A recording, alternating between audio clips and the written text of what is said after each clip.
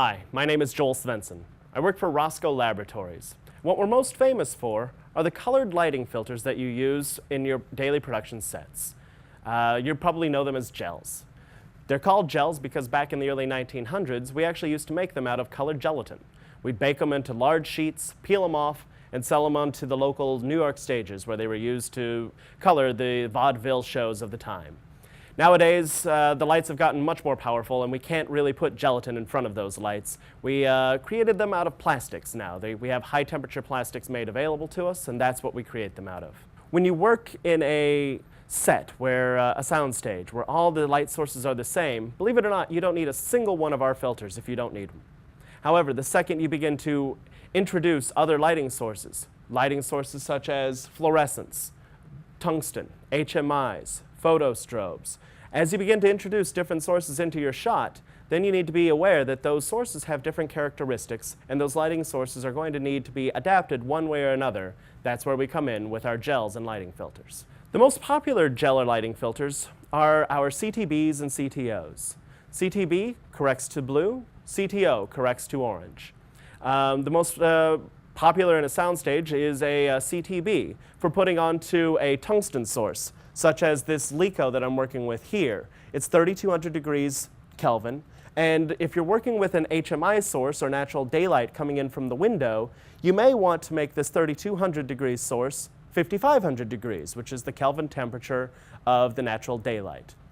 For those of you not versed in the means of Kelvin, as I begin to talk about that, what I'm talking about is the relative blueness or orangeness of the light.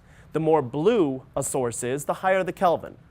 For instance, daylight, 5500 degrees Kelvin, a relatively blue source compared to tungsten, 3200 degrees Kelvin, which is a relative orange source.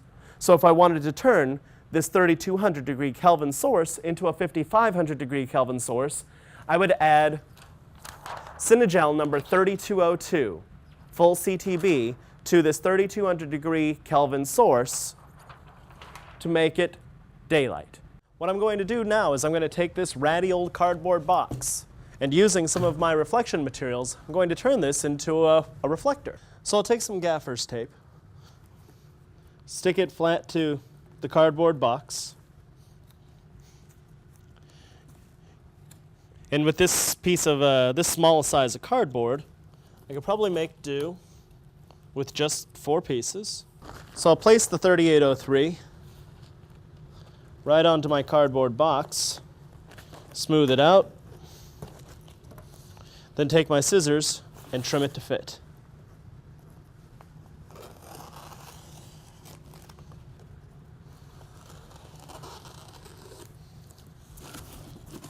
Voila, instant reflector. The Roscoe Digicomp materials are available in both blue and green. With regards to the fabric, we use a medium weight muslin with a coating on it as opposed to dyeing it. Dyed materials have a tendency to have dye batches. So you might notice that one piece of a dyed material right next to another piece of the same color dyed material might be a slightly different color. That's because they were made in different dye baths. By using a coating rather than a dye, we have much more control over the exact color that we're putting onto the fabric, and we have a lot less problems with the different colors matching.